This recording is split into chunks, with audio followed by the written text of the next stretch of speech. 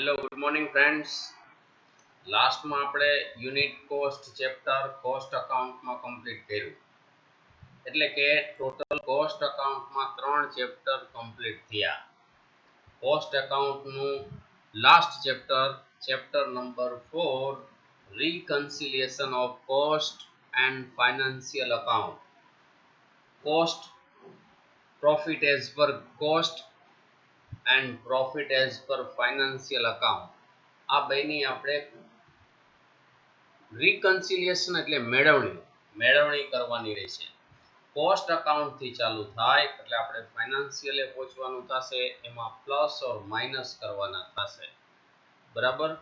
તો reconciliation statement આપણા માટે નવું છે, મેળવણી પત્રક જેને કહેવાય. તો આપણે એનું સ્પેસિમેન બનાવેલું છે, specimen of reconciliation statement. Profit as per cost accounts, અમુક દાખલા એવા હશે કે કોસ્ટ અકાઉન્ટનો પ્રોફિટ આપેલો હશે, અમુકમાં ફાઇન્ડ આઉટ કરવાનો છે. તો આપણે જે યુનિટ કોસ્ટમાં કોસ્ટ શીટ તૈયાર કરતા એ રીતે પહેલા આપણેમાંથી પ્રોફિટ કરવો પડે. જે પ્રોફિટ આવે એ પહેલા આપણે સેકન્ડ કોલમમાં અમાઉન્ટ રૂપીસમાં મૂકવાનો છે. એડ, એમાં કઈ કઈ વસ્તુ એડ થાય? Interest income, dividend income, share transfer fee, rent received, profit from assets realized, over absorption factory overhead, over absorption of office overhead, over absorption of selling and distribution overhead, interest on capital, and overvaluation of closing stock in financial account. એનો મતલબ એ કે જેટલી income આવે એ બધી આપણે add કરવાની છે. બરાબર છે. અને ઓવર એક્સપેન્સ નક્કી કરેલા હોય, ઓવર એબ્ઝોર્પ્શન, બરાબર, વધુ ગણેલો હોય તો એવા બધા આપણે એડ કરવાના છે. લેસમાં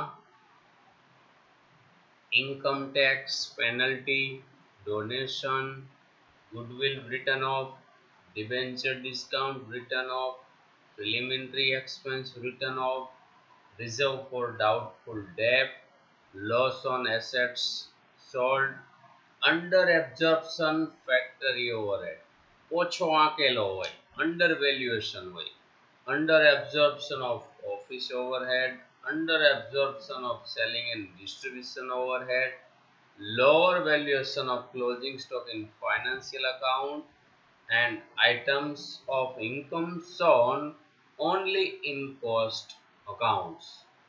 તો આવા બધા જો પોઈન્ટ તમને આપેલા હોય તો આપણે લેસ કરવાના થાય, આઉટરમાં મૂકો એટલે તમને જે પ્રોફિટ આપ્યો હોય, profit as per financial account.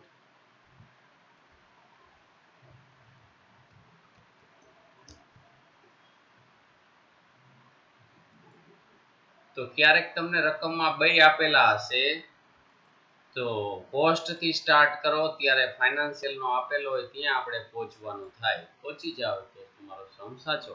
15 માર્કનું chapter છે તો બહુ એટલું ડિફિકલ્ટ છે નહીં, પણ અમુક પોઈન્ટ ધ્યાનમાં રાખવાના છે. ચાલો સમ નંબર 1 સ્ટાર્ટ કરીએ. Question number 1, for the year 2011 cost accounts revealed profit of rupees 1,48,755.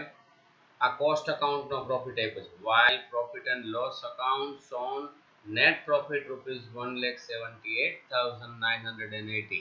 આ P&L અકાઉન્ટ નો ફાઇનાન્શિયલ નો આપ્યો છે. Following details are made available from both the records. Number 1, under absorption of factory overhead 1,700, over absorption of office expense 31,200, depreciation absorbed in cost account 14,000, depreciation debited in P&L account 11,500, interest on investment not shown in cost account 8,000, loss on sales of furniture 4,700, income tax 4,100, discount received shown in P&L account 450, loss due to stock obsolescence 725, obsolescence એટલે નકામો થઈ ગયો હોય. Debenture interest debited only in P&L account 700, prepare reconciliation statement.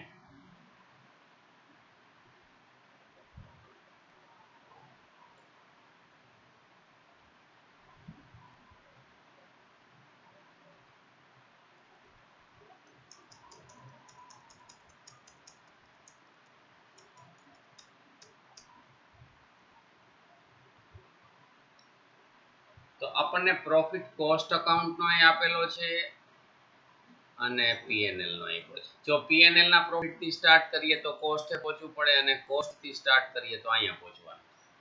તો રીકન્સિલિએશન statement બરાબર ધ્યાન રાખજો, અઘરું ચેપ્ટર છે નહીં. પર્ટિક્યુલર amount rupees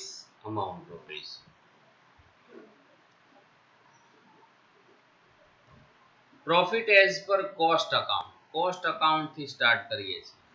1,48,755 એડ અને લેસ. એડ માં 6-7 લીટી છોડ દેવાની એક્ઝામ માં અને પછી લખી નાખવાનું લેસ. એટલે આપણે એન્ટ્રી લેતા જઈએ, જેમાં આવતી હોય એમાં આપણે મૂકતા જશું. Under absorption of factory overhead, મેં તમને હમણાં સ્પેસિમેન લખાયું એમાં જોશો તો લેસ માં હશે under absorption of factory overheads 1,700. Over absorption of office expense, over હોય તો એડ કરવા પડે 31,200. Depreciation absorb in cost account 14,000 અને ડેપ્રિસિએશન ડેબિટેડ ઇન P&L અકાઉન્ટ 11,500. તો કોસ્ટ અકાઉન્ટમાં ભાઈ કેટલો વધારે છે 2,500. આ બેનો ડિફરન્સ જોવાનો ભાઈ, તો કોસ્ટમાં વધારે છે ને ભાઈ, ઓવર એબ્ઝોર્બ કોસ્ટમાં ઓવર છે વધારે છે, તો over absorption of depreciation 2,500.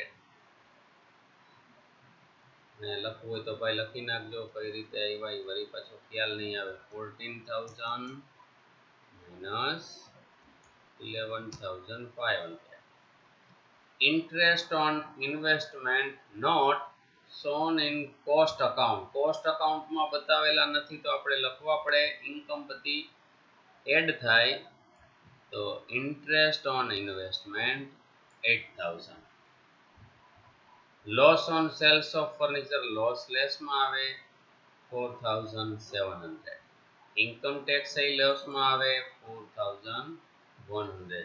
received થાય છે discount received shown in P&L account, P&L માં છે કોસ્ટ માં નથી તો આપણે એડ કરવા પડે કોસ્ટ ના પ્રોફિટ માં, કારણ કે આ જે કોસ્ટ નો પ્રોફિટ આપ્યો છે એના અંદર તો એન્ટ્રી છે નહીં, તો આપણે એડ કરી તો જ ફાઇનાન્શિયલ સાથે કમ્પેર થશે. Plus discount received 450. loss due to stock obsolescence એટલે કે સ્ટોક નકામો થઈ ગયો છે તો લેસ કરવો પડે. Stock obsolescence 725. debenture interest debited only P&L account, debenture interest P&L account માં ડેબિટ કરેલું છે, અહીંયા કોસ્ટ માં તો એની કે એન્ટ્રી હોય નહીં પ્રોફિટ માં, તો હવે શું કરવાનું તો આપણે આમાંય લેસ કરવું પડે. debenture interest 700. એને જે કર્યું હોય એ આપણે કરવું પડે. ડેબિટ કર્યું હોય તો લેસ માં આવે અને ક્રેડિટ હોય તો એડ માં આવે. તો એડ નો ટોટલ કરીએ તો 42,150 આઉટર માં જવા દો તો ટોટલ થશે 1,90,905. આનો ટોટલ કરો તો 11,925. તો લેસ કરીએ આપણે તો 1,78,980. તો જો અહીંયા ઉપર આપણે આપ્યા થાય તો આ રીતનો સમ હોય. 15 માર્કનો જો આવો પૂછાય તો લગભગ વાંધો ન આવે, અને આવી રીતના જો બે પ્રોફિટ આપેલા હોય ને કદાચ તમને રૂલ્સ એકાદો ભૂલાઈ ગયો હોય અને એકાદી એન્ટ્રી જો આગા પાછી થઈ ગઈ હોય તો તમને ડિફરન્સ એ મળી જાય કે આ 700 ની એન્ટ્રી છે અહીંયા નો આવે આ લેસમાં બરાબર છે. તો આ નીચે આગળ થિયરી પોઈન્ટ છે એ થોડાક જોઈ લેવા એટલે વાંધો ન આવે. એટલે આ બેઝિક છે સમ. આના પછીના છે એમાં થોડુંક કદાચ આનાથી વધારે હશે. Okay, thank you very much.